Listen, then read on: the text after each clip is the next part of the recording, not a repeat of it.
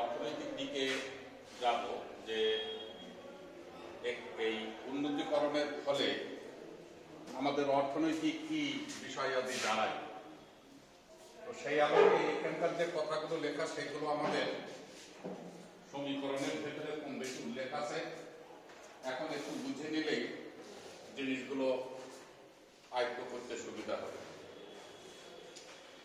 তো বিষয়টা যদি আমরা একটু আলোকপাত করি পূর্বের সাপেক্ষে, এটা ছিল আমাদের লোড,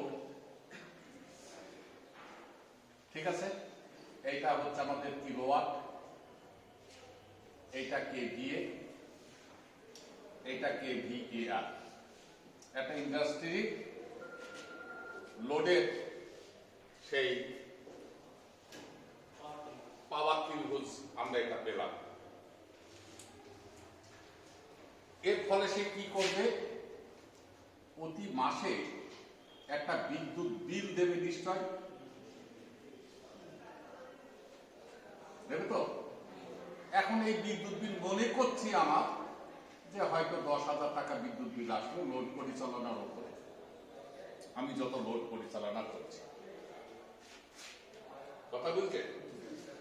এই বিলটা যখন বেশি লোডের বিল, এটা কিন্তু একটু শোনো সবাই ভালো করে, এগুলো অনেক সময় ভাইবার প্রশ্ন হয়, বইতে হয়তো ডিটেলস লেখা থাকে না, এই জিনিসগুলোকে একটু বুঝাই দিচ্ছি আমি, একটু খেয়াল করবে। তোমরা নিজেরা বাসা বাড়ির বিদ্যুৎ বিল যদি পেপারটা দেখো, দেখবা যে ব্যবহৃত ইউনিটের পরেও আনুষঙ্গিক কিছু টাকা ওর ভেতরে যোগ দিয়ে একটা মোট টাকা তৈরি করা হয়। খেয়াল করেছ? ওখানে কি খেয়াল করেছ কেউ কিনা? ভালো করে যদি খেয়াল না করে থাকো, যে কোনো বিদ্যুৎ বিলের কাগজ এখন কিন্তু আবার প্রিপেড সিস্টেম চলে গেছে, তো যার জন্য দেখার সুযোগ নাই। যদি কারো দেখার সুযোগ থাকে বা পুরাতন কোনো বিদ্যুৎ বিল দেখবা যে একটা জায়গা লেখা আছে ডিমান্ড চার্জ,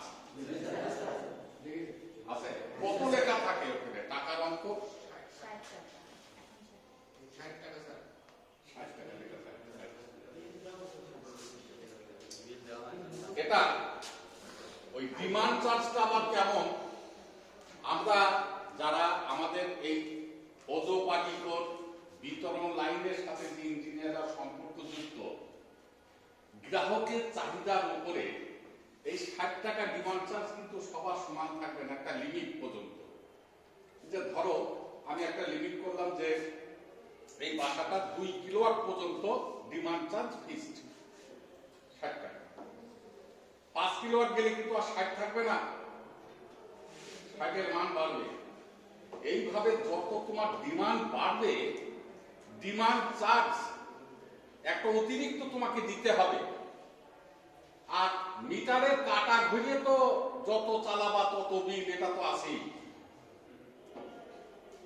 কথা কি বোঝা গেল? আমি ধরো যদি একটা ইন্ডাস্ট্রির মালিক হয়, তার তো 2-4 কিলোওয়াটের বিষয় নাই। আমরা বলেছিলাম কি পাওয়ার ফ্যাক্টর উন্নতিকরণের এই হিসাব নিকাশটা আমরা বেশি লোডের ক্ষেত্রে প্রয়োগ করে তার বাস্তবতা দেখি।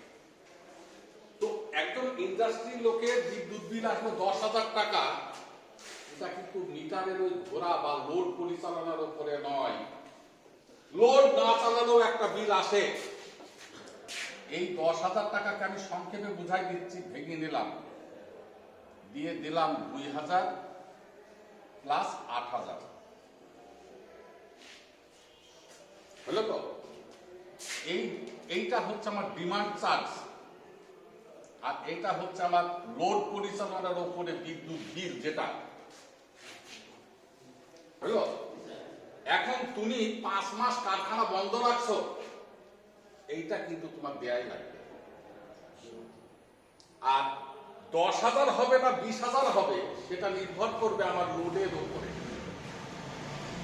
অনেক কথা বুঝতে পারছো না? আমি দেখা যাচ্ছে যে আমার লোড একটা ইন্ডাস্ট্রিতে কি কখনো কখনো কোনো মিল কারখানা দেখছে 5 ঘন্টা চলবে, সারাদিনই বন্ধ।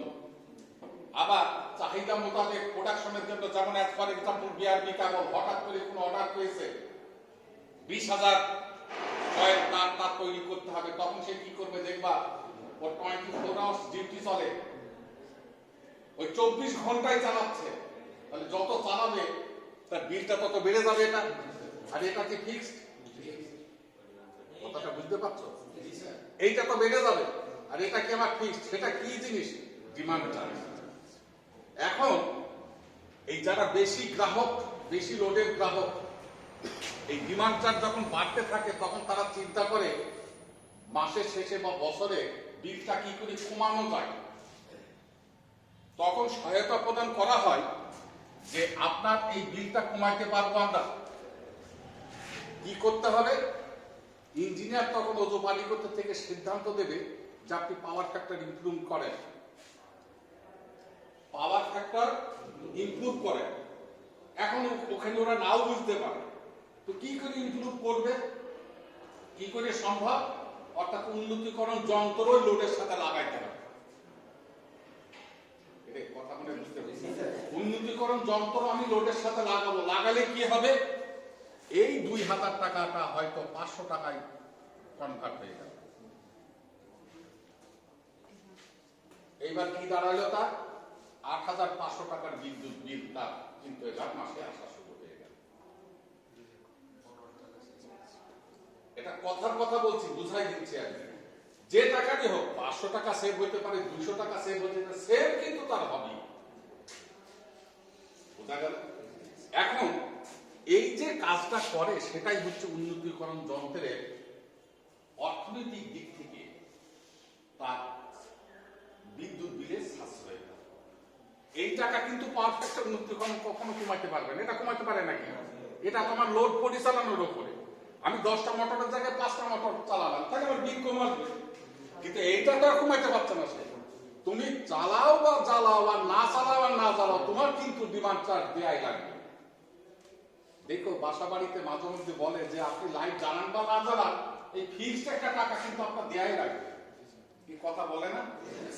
যে আমি হয়তো অনেকে মনে করতেন কি একটা সারাদিনে 1 ঘন্টা লাইট জ্বালাই, তা তো আমার এত টাকা বিল। হ্যাঁ, ওটা তোমার দেয়াই লাগবে। ঠিক আছে?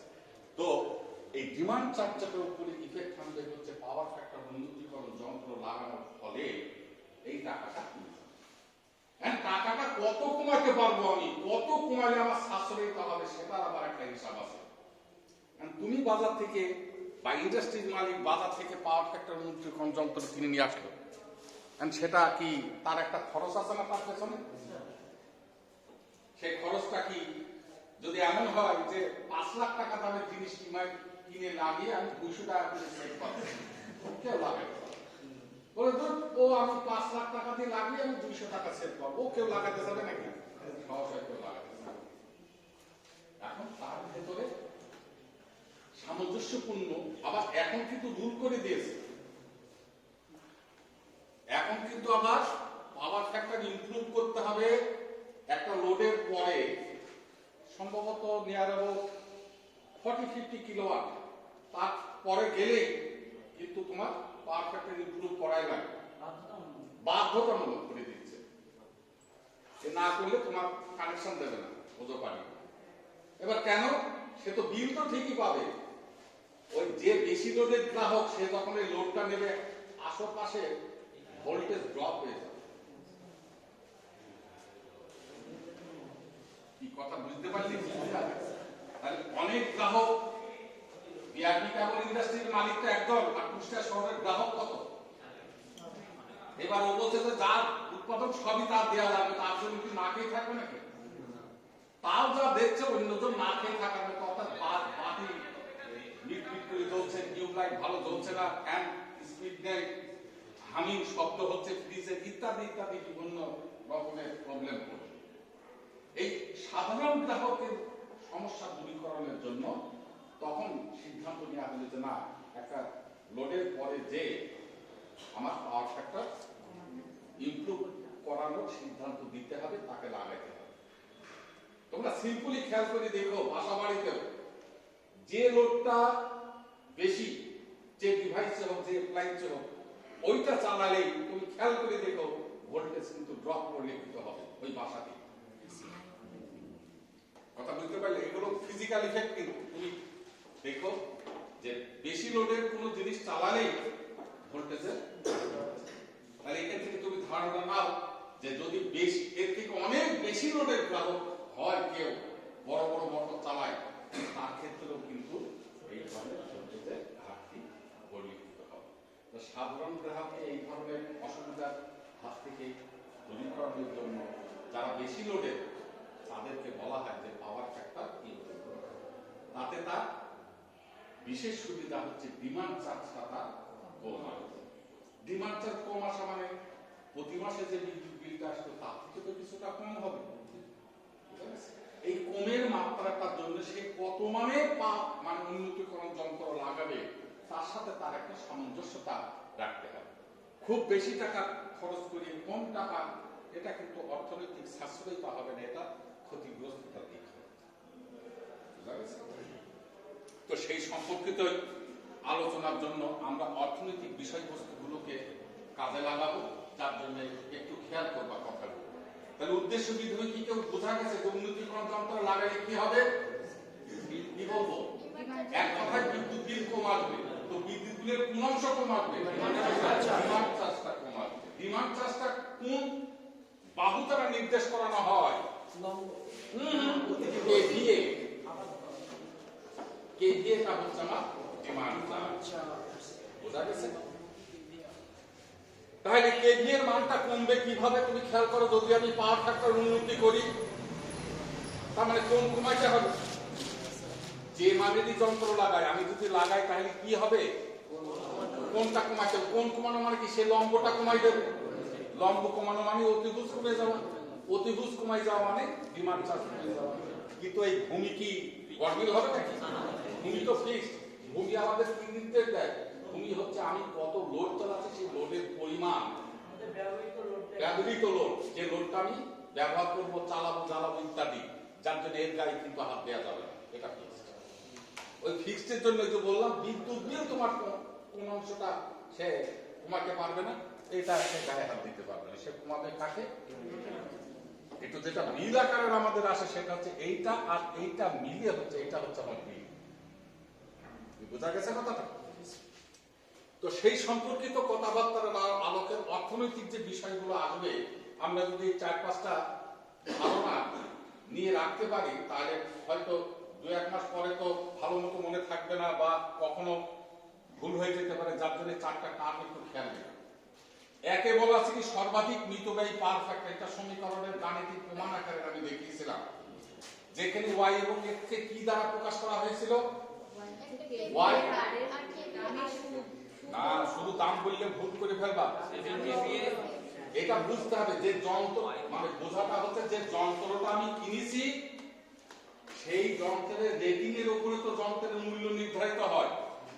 যে একটা 5 লাখ টাকা, কি জন্য দাম 5 লাখ টাকা? নিশ্চয়ই এত রেটিং এর যন্ত্র, তার জন্য দাম 5 লাখ টাকা। বুঝতে পারছো? তাহলে ওয়াইটা হচ্ছে সেই যন্ত্রের রেটিং এর যে দাম, সেই দামের বাৎসরিক সুদ ও অবচয়, সরাসরি দাম কিন্তু না। বুঝতে পেরেছো? তাহলে ওয়াই এর অর্থ হচ্ছে প্রতি kVAR এর দামের সুদ অবচয়। আমি বলেছিলাম যে কেলভিনস ল, মূল টাকা, তারপরে কি হলো? মূল টাকা সুদ অবচয়, ঠিক সেন্সটাই। আর এক্সট্রা কি? প্রতি kVA ডিমান্ড চার্জের প্রতি kVA এর দাম। 3 নম্বরটা একটু চালাকি করে লিখেছি, পাওয়ার ফ্যাক্টর উন্নতির পূর্বের খরচ। অনেক সময় রাইটার এই ধরনের প্রশ্ন জিজ্ঞাসা করতে পারে, সরবরাহের খরচ কত? তো সরবরাহের খরচ তো হঠাৎ করে তুমি বুঝতে পারবে না, তাহলে তোমাকে বুঝতে হবে পাওয়ার ফ্যাক্টর যখন আমি উন্নতিকরণ করিনি ওই অবস্থায় যে খরচটা আসছে, তাহলে একটা ত্রিভুজের কয় বাহু? 3 বাহু, তাহলে 3 বাহুতে 3টা খরচ। এইটা হচ্ছে এনার্জি খরচ, এইটা হচ্ছে ডিমান্ড চার্জ, এটা হচ্ছে কেভিআর খরচ। কি বোঝা গেছে কথাটা? তাহলে দেখো কি লিখেছি, kVA1 এর দাম। kVA1 টা কি প্রাথমিক অবস্থা বলেছিলাম না? এনার্জি খরচ kVAR1 এর দাম। কি বুঝতে পারছো কিনা? তাহলে kV1, kVR1 আর পিটা কি? এ তো ফিক্সড। তাহলে এই 3টা খরচ একত্রে করলে যে খরচ আসবে তার নামই হচ্ছে পাওয়ার ফ্যাক্টর উন্নতির পূর্বের খরচ বা সরবরাহের খরচ। বোঝা গেছে কথা? পাওয়ার ফ্যাক্টর উন্নতির পরের খরচ, তার মানে কি? এবার উন্নতিকরণ যন্ত্র আমি লাগিয়ে ফেলেছি ওখানে, লাগাইলে তখন কি হবে? ওই ত্রিভুজটা তো তখন আমরা দেখাইছিলাম না, যে মনে করো ত্রিভুজটা এই পর্যায়ে চলে গেল, তাহলে এখানে কি আসবে? kVA2 kVAR2 p তো ফিক্সড। তাহলে আবার তুমি আসো, kVA2 এর দাম, kVAR2 এর দাম, আর একটা কি? এনার্জি খরচ। বুঝাচ্ছে না কথা? যেহেতু লাল অংশটা কি আমার উন্নতিকরণের পরে, অর্থাৎ যন্ত্র আমি বাজার থেকে কিনে নিয়ে এসে আমার লোডের সাথে লাগিয়ে দিয়েছি, যার ফলে সে এই যে পাওয়ার ফ্যাক্টর উন্নতি করে ফেলেছে। সাশ্রয়ী তো অর্থনৈতিক ভাবে অবশ্যই এসছে, সর্বাধিক কিনা সেটা বলতে পারবো। এই সাশ্রয়ীটা 500 টাকাতেও সর্বাধিক হতে পারে, 700 টাকাতেও কিন্তু সর্বাধিক হতে পারে। নির্ভর করবে কার উপরে আমি কত দাম দিয়ে যন্ত্র কিনেছি আর কত টাকার সাশ্রয়টা পেয়েছি, তার একটা হিসাব। তাহলে আমি লিখতে পারি কি? kVA2 এর দাম, এনার্জি খরচ, kVAR2 এর দাম, এই 3টা মিলে যে খরচ তার নাম হচ্ছে পাওয়ার ফ্যাক্টর উন্নতির পরের খরচ। এক্সামিনার অনেক সময় এটাকে নাম দেয় বিল। সরাসরি লিখতে পারি কি? বিল। বিল বলতে এখন আমি কি বুঝবো? কিসের বিল? অর্থাৎ পাওয়ার ফ্যাক্টর উন্নতির পরের খরচ। বোঝা গেছে? এই পূর্বের খরচ আর পরের খরচের তারতম্যটাই হবে হচ্ছে আমার বাৎসরিক সেভিংস। নিশ্চয়ই এটা না বোঝার কিছু নাই। এটা পূর্বের খরচ, এটা পরের খরচ, পূর্বের খরচ আর পরের খরচের তারতম্য করলে বাৎসরিক সেভিং হবে। লিখেছি কি আমি? সেভিং kVA এর দাম। সেভিং kVA মানে কি? kV1 এবং kVA2 এর মানের পার্থক্য যেটুকু তার নাম হচ্ছে সেভিং kVA। মানে আর বুঝলো না? kV1 মাইনাস kVA2, তাহলে একটা মান হবে না? যে মানটি নির্ণীত হবে তার নামই হচ্ছে সেভিং kVA। এইবার আমার যদি প্রতি কেভি এর দাম জানা থাকে তার সাথে ওই মানের গুণ করে দেবো, সেভিং কেভি এর দাম হয়ে গেল। এনার্জি খরচ আর এনার্জি খরচ কি হয়ে যাবে, দুইটা কেটে যাবে, এইটা মাইনাস এইটা কেটে গেল, তাহলে ওটার আর কোনো জিনিস থাকলো না। কেভিআর 1 এর দাম বিয়োগ কেভিআর 2 এর দাম, এই দাম থেকে এই দাম বিয়োগ করলে তার নাম হয় কি, সেভিং কেভিআর এর দাম। তাহলে সেভিং কি, কেভিআর 1 এর একটা মান আছে, কেভিআর 2 এর একটা মান আছে, ওই দুইটা মানের পার্থক্য করে তার সাথে যদি প্রতি কেভিএআর এর দামের শুধু অবস্থায় গুণ করা হয় তাহলে আমি পেয়ে যাব সেভিং। বুঝা গেছে কথাটা? এইগুলোই ছিল হচ্ছে আমাদের অর্থনৈতিক বিষয় সম্পর্কিত গাণিতিক সমস্যা সমাধানের পূর্বের থেকে একটা জ্ঞান অর্জন। এখন আমরা একটু অঙ্কের ভেতরে যে দেখবো যে সেই বিষয়গুলোকে কিভাবে দাগান্বিত থাকে বা আমরা পারবো। কত নম্বর পেজ বলো? হ্যাঁ, 62।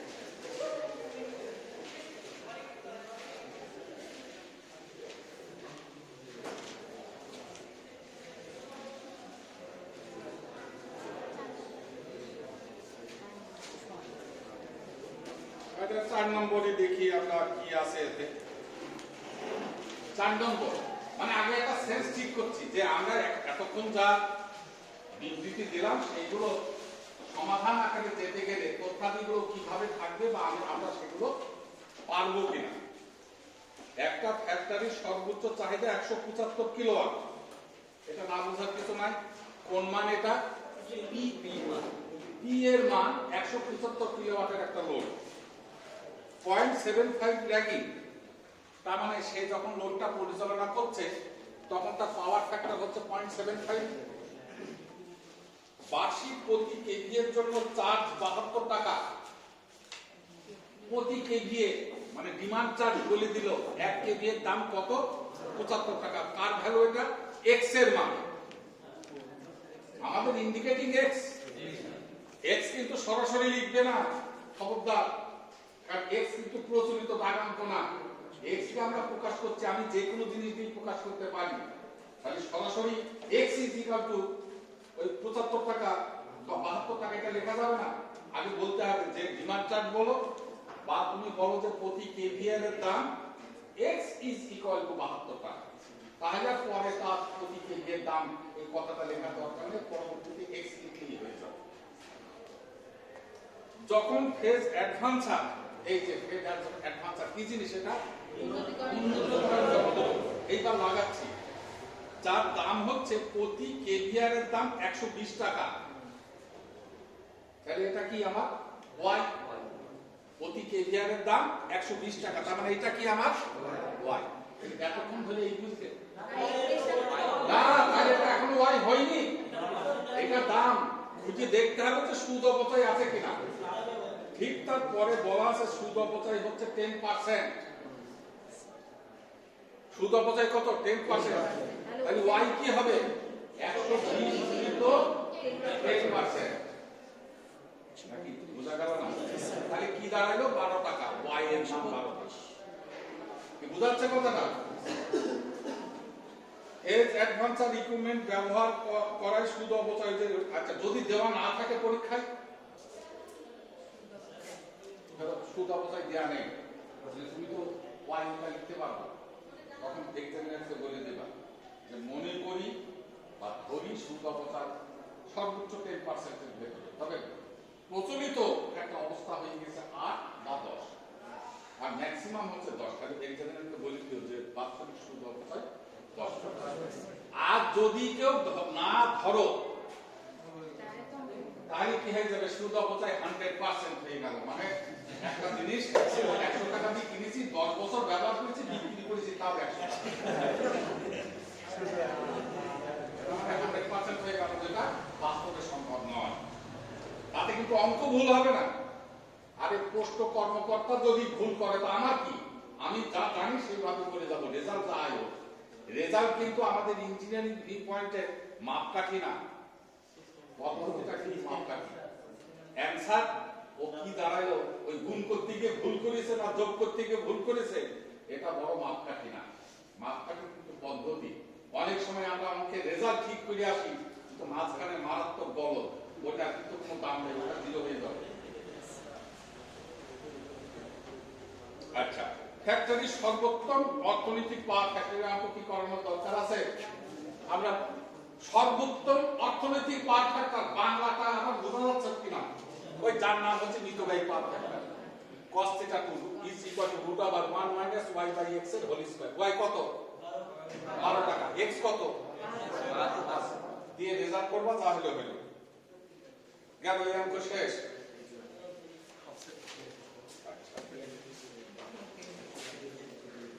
একটা ফ্যাক্টরির গড় চাহিদা, এই রে গড়, এটা পেজটি বানিয়ে দিয়েছি। গড় আমরা যেটা ব্যবহার করি, এটা সর্বোচ্চ চাহিদা। কথা বুঝতে পারলে না? যেটা ব্যবহার, লোডের আবার নাম আছে না, ব্যবহৃত লোডের গড় লোড, সর্বোচ্চ লোড, এভাবে নাম আছে না? গড় চাহিদাটা কিন্তু সর্বোচ্চ চাহিদা হতেও পারে। এখানে আরেকটা ফ্যাক্টর আছে, তোমরা এই সাবজেক্টের জানি না কত কি করেছো, জেনারেশন অফ ইলেকট্রিক্যাল এনার্জি এর একটা অধ্যায় ছিল এই লোডের বিভিন্ন ফ্যাক্টর সম্বন্ধে আলোচিত অধ্যায়। যেমন ফ্যাক্টর গুলোর নাম বলি, load factor, demand factor, plant factor, plant use factor. এই ফ্যাক্টর গুলো কিন্তু আমাদের হিসাবে কিন্তু কাজে লাগে। কি কাজে লাগে? একটা মান দেওয়া আছে আর একটা মানকে অন্য মানে রূপান্তর করার জন্য এই ফ্যাক্টর কিন্তু খুবই গুরুত্বপূর্ণ। সেই লক্ষ্যে লোড ফ্যাক্টর যখন আমাদের তো ইঞ্জিনিয়ারদের কর্মক্ষেত্র কিন্তু মূলত তিন জায়গা, একটা হচ্ছে বিতরণ লাইন, পরিবহন লাইন আর উৎপাদন। এই তিন জায়গা কিন্তু ইলেকট্রিক্যাল ইঞ্জিনিয়ারের ব্যাপকতা।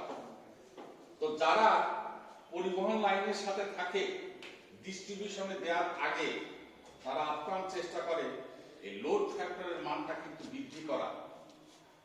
লোড ফ্যাক্টরের মানটা যত বৃদ্ধি হবে, উৎপাদনের ম্যাক্সিমামটা তত কাজে লেগে যাবে।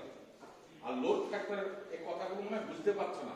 লোড ফ্যাক্টর যত কম হবে, উৎপাদন করছে 100, ব্যবহার হচ্ছে 20, তখন হচ্ছে কিন্তু আমি ক্ষতিগ্রস্ত হব। কারণ উৎপাদন 100 করতে যে খরচ, সেই খরচটা কিন্তু পড়ে যাচ্ছে, কিন্তু আবার ব্যবহার হচ্ছে কি 20। তাহলে 80 খেসারত কিন্তু গভর্নমেন্টকে দেওয়া লাগবে। কথা বুঝতে পারছেন? একটা জেনারেটর প্ল্যান্ট যখন স্টার্ট হলো, তুমি কি হাত দিয়ে ঘুমাবা নাকি যে তুমি আস্তে আস্তে ঘোরো? ও তো ফিক্সড স্পিডেই ঘুরবে, ওর পাওয়ার সেই ডেভেলপই হচ্ছে। এখন আমি প্রোডাকশন দিচ্ছি 100, ব্যবহার হচ্ছে 20, 80, আমার প্রোডাকশন কস্ট এর ঘাটতি হয়ে যাবে। এই জিনিসটার ঘাটতি কমানোর জন্য আমরা লোড ফ্যাক্টরের হিসাবটা নিয়ে আসি। তাহলে ধারণাটা কি? আমি তো প্ল্যান্টে যেয়ে তো বুঝতে পারবো না। আমি কি ঘরে এসে বর্তমানে আমি রিডিং নিচ্ছি, দেখছি যে কি লোড ফ্যাক্টর এখন কত 50, আরে আল্লাহ রে, তার মানে বুঝছি যে 50% ব্যবহার হচ্ছে, 70 তার মানে 70% ব্যবহার হচ্ছে, 80 মানে 80% ব্যবহার হচ্ছে। যদি হয় 20% ব্যবহার হচ্ছে, 80% লস, তাহলে ভেড়া মারাকে দাম দেওয়া লাগবে কিন্তু 100%। ওর যা খরচ হয়েছে সেই খরচটাই তো ওকে দেওয়া লাগবে। অন্যান্য ইঞ্জিনিয়াররা কাজ করছে, তাদের বেতন বাদি, প্রোডাকশন কস্ট বলছে, কিন্তু আমি আমার উৎপাদন খরচ, এইগুলো সম্বন্ধে কিন্তু আলোচনা ছিল তোমাদের সম্ভবত ওই জেনারেশন অফ ইলেকট্রিক্যাল এনার্জি এই সাবজেক্টের ভেতরে। যাই হোক, এখানে বলা আছে গড় চাহিদা। তুমি মাথায় খাট করে ঢুকাই নেবা, গড় চাহিদা কিন্তু আমার কি নয়। তাহলে গড় চাহিদা কি হতে পারবে, কিভাবে? চোখে তাকিয়ে দেখতে হবে লোড ফ্যাক্টর সম্পর্কিত কোনো মান দেওয়া আছে কিনা। এই বই দেখে আমি বলছি না, এটা কিন্তু সামূহিক কথা বলছি। এটা যে কোনো সাবজেক্টে, যে কোনো অবস্থানে, যে কোনো জায়গায় কিন্তু তোমাকে ঠকানোর জন্য গড় চাহিদার কথা বলতে পারে। তুমি মাথায় রাখবে, গড় চাহিদা কিন্তু আমাদের কি নয়, এটা কি সর্বোচ্চ চাহিদা। কি কথাটা বুঝতে পারছো? তাহলে গড় বাই সর্বোচ্চ, তার অনুপাতের নাম হচ্ছে লোড ফ্যাক্টর। এটা মনে হয় বুঝতেই পারছে না কথা। লোড ফ্যাক্টর এলে তার মানে কি গড় বাই সর্বোচ্চ, এটা হচ্ছে যে রিলেশন। এই সর্বোচ্চটা কিন্তু আমাদের কি, গড়টা কিন্তু কি না। এখন বইতে বা পোস্টে কি বলা আছে, গড় চাহিদা। তাহলে তুমি এই মানটা পড়ার, ওই যে আমি গতদিন বলছিলাম যে প্রত্যেকটা গাণিতিক মান পড়ার সময় নিজের একটা পরিবর্তন খেয়াল করবা। তাহলে বলা আছে কি আমার গড়, আমি থমকে যাব, পরে পড়া পরে, আগে এই মানটাই তো আমার এখনো ক্লিয়ার হয়নি। মানে গড় চাহিদা দেয়া আছে, তার মানে এটা তো আমার সর্বোচ্চ চাহিদা না, না হলে তো আমি কি বলতে পারবো না। তাহলে সর্বোচ্চ চাহিদা খুঁজতে হবে বা বার করতে হবে। এইবার তুমি খোঁজো লোড ফ্যাক্টর কতখানি, লোড ফ্যাক্টর জানা না থাকলে তো আমি সর্বোচ্চ পাবো না। কি বুঝতে পারছো কথা? এইবার এখানে অঙ্কে বলা আছে লোড ফ্যাক্টর 0.5 মানে 50%। তাহলে এবার আমি সর্বোচ্চ চাহিদা নিশ্চয়ই বার করতে পারবো। তাহলে সর্বোচ্চ চাহিদা P is equal to গড় বাই LF, কিন্তু উভয়ই একক কিন্তু কিলোওয়াট। এখন আমরা অনেক সময় ভুল করি কি, একক কিলোওয়াট লেখা আছে কেন, মানে এটা পি না, সব জায়গায় তার সেই সেন্স কাজ করবে না। কোনো কিছু বলা নেই, হ্যাঁ তখন এটা পি, তখনই এটা সর্বোচ্চ। কিন্তু এক্সামিনার তোমাকে ঠকানোর জন্য এই ধরনের ভাষা দিলে তখন তুমি কি করবা সেই লক্ষ্যে। এখন বলা আছে গড় চাহিদা, তুমি খুঁজে কোনো জায়গায় লোড ফ্যাক্টরের মান পেলে না, কিন্তু তুমি জানো যে লোড ফ্যাক্টর না দেওয়া থাকলে গড়কে সর্বোচ্চতে রূপান্তর করা সম্ভব নয়। তাহলে এবার তখন লোড ফ্যাক্টরের মান 1 ধরে নেবে। বুঝলে কি লোড ফ্যাক্টর 1 অর্থ কি? আরে বুঝলামটা কি, ও তো রিলেশন, বুঝি কি লোড, যাহাই উৎপাদন তাহাই ব্যবহার, সোজা কথা, যাহাই উৎপাদন তাহাই ব্যবহার। ঠিক আছে, ওই অবস্থায় কিন্তু সব থেকে সাশ্রয়ী হবে প্রোডাকশন প্রসেস। কথাটা বুঝতে পারছো? তাই এই অবস্থায় এই ধরনের একটা ধারণার আলোকে আমরা গড়কে সর্বোচ্চ রূপান্তর করতে পারলাম। তারপরে বলছে এবং বার্ষিক লোড ফ্যাক্টর গেল, পাওয়ার ফ্যাক্টর 0.75 ল্যাগিং। তাহলে এখন লোডটা তো পেয়ে গেলাম, যেটা আমার পির মান হবে। এবার পাওয়ার ফ্যাক্টর কি বলা আছে, তাহলে লোড পরিচালিত হলো, কারখানার পরিস্থিতি পেয়ে গেলাম, নাকি বুঝাচ্ছে না? তারপর বলছে প্রতি কেভি এর বার্ষিক চাহিদা ও প্রতি কিলোওয়াট আওয়ারের জন্য ট্যারিফ চার্জ 100 টাকা। আচ্ছা, একটু ট্যারিফ চার্জ কথাটা বলে দিই। ট্যারিফ দুইটা খরচকে একত্রে রাখা হয় ট্যারিফ। একটি নাম হচ্ছে ডিমান্ড চার্জের, আর একটা হচ্ছে বিলের ইউনিটের প্রতি এককের দাম। একসাথে করে এক কথায় বলা হয় তার নাম ট্যারিফ। কিচ্ছু বুঝতে পারলে না?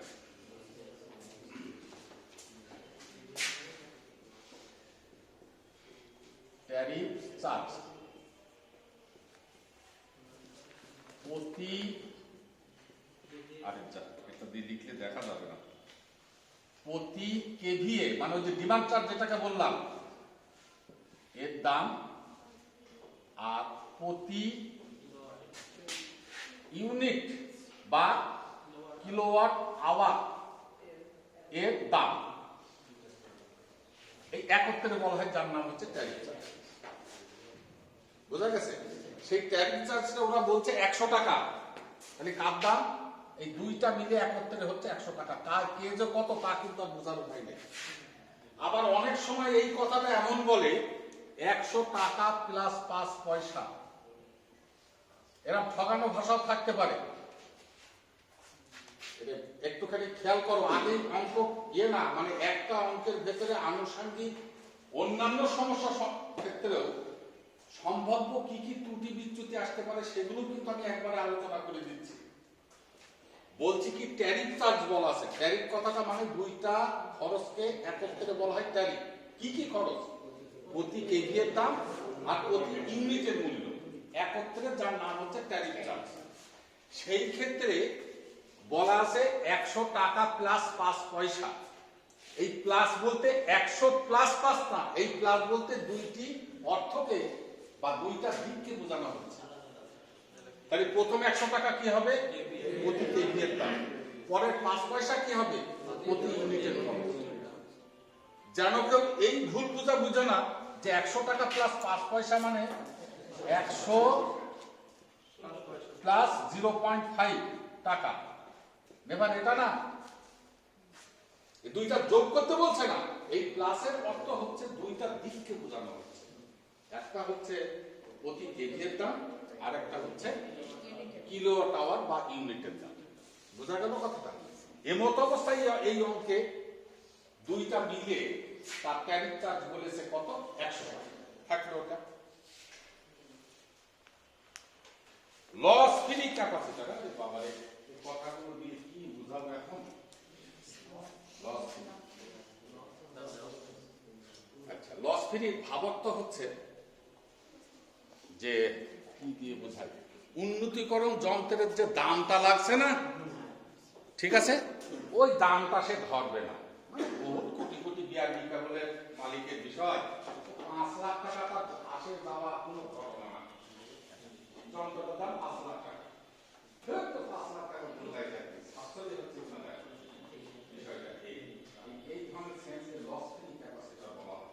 অর্থাৎ চার্জিং কারেন্টের উৎপত্তি স্থলেই তো সেই ক্যাপাসিটর জনিত, ওর জনিত যে লস আসবে আমার, সেই লসটাকে বলছে সে বাদ দিতে।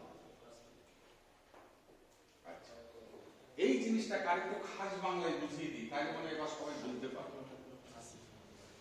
গাভী আছে কারোর বাসায় বা এলাকার, তোমার আছে, কি হয় গাভী দিয়ে? দুধ হয়, ভালো কথা। তো ওর পেছনে ব্যয় করো কত? 150 টাকা। জমি আছে কত? 8 বিঘা। তোর ব্যয়টা কোথা থেকে আসে? বাড়িতে দেখো। দুধটা কি করো? বিক্রি করাটাই আমি ধরবো, নিজে খাওয়াটা ধরবো না। নিজে খাওয়াটা কিনে নিতে। আর তোমার বাবা ধরো কত করে দুধ দেয়? 5 কেজি। এই 5 কেজি দুধের দামই ও ধরছে কিন্তু। আমার প্রতিদিন ইনকাম ধরো কত? 60 টাকা করে, 70 টাকা করে দিতে হয়, 350 টাকা বা 300 টাকা প্রতিদিন ইনকাম। ওর বাবা 8 বিঘা জমি আছে, খড় বিছারি সব খাওয়াচ্ছে, ওর দাম কিন্তু মোটেই ধরছে না। বলছে ধর ও ধরি কি করবো, প্রতিদিন ইনকাম ছাড়ি। এইবার ধরো 1 বিঘাও জমি নাই, এইবার তার আয় কত? ওই যে তুমি 100-150 টাকা খরচ করছো না, ওই খরচটা এবার মাইনাস করার সাথে তাহলে এবার থাকছে কত? 150 টাকা। এই লস ফ্রি কোনটা হলো? তার বাবার ওই জমি জায়গা থেকে যে খাট বিছালি খাওয়াইলো, ও দাম ধরলে তার ওইটা লস ফ্রি। আর দাম ধরলেই কিন্তু তখন আর লস ফ্রি বিষয়টা আসবে না। কথাটা বুঝতে পেরেছি? লস ফ্রি ক্যাপাসিটর যদি হয়, তাহলে বাৎসরিক সেভিং এর এই অংশ বাদ পড়ে যাবে। সেভিং কে ভেবে তো দরকার হচ্ছে, মতো যন্ত্রের দাম ধরছে না। তাহলে কি হবে? শুধু সেভিং কে দিয়ে দামটাই হয়ে যাবে আমার বাৎসরিক সেভিং। কথা কিচ্ছু বুঝতে পারোনি? শুধু সেভিং কে দিয়ে দামটাই হয়ে যাবে আমার বাৎসরিক সেভিং।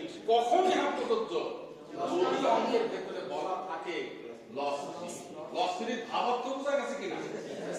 তাহলে উন্নতিকরণ যন্ত্রের দামটা হিসাব বিকাশে নিয়ে আসলাম না, যদিও এটা ইঞ্জিনিয়ারিং ভিউ পয়েন্টে গ্রহণযোগ্য কথা না। আরে আমি বড় লোক তাই কি, ওর বাবার 10 বিঘা আছে তাই বলে তো কোনো কথা নেই। স্ট্যান্ডার্ড কি?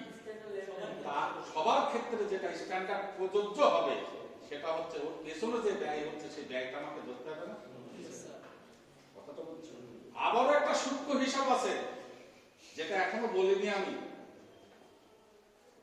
উন্নতিকরণ যন্ত্র নিজেও একটা পাওয়ার অপচয় করবে, ওর জন্য কিন্তু বিদ্যুৎ বিল আসবে।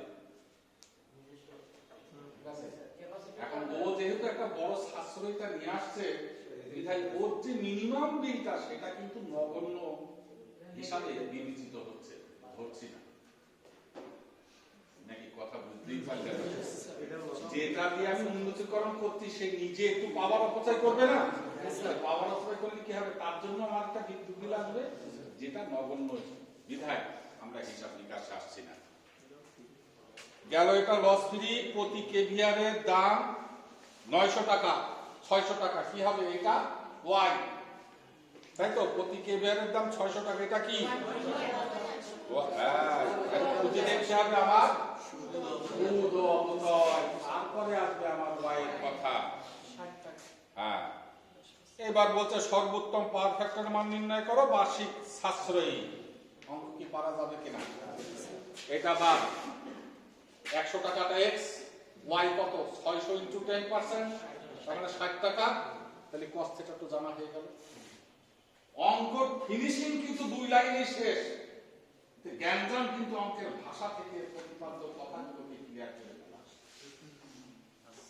বুঝেছো? আজকে আর বকবক করছে না। এইটুকু মাথায় নিয়ে নিজে সেলফ ইভ্যালুয়েশনের আওতায় আগে চিন্তা করবা, আর কিন্তু সব খেয়ে গেল। আগামী দিনে আমরা আসবো।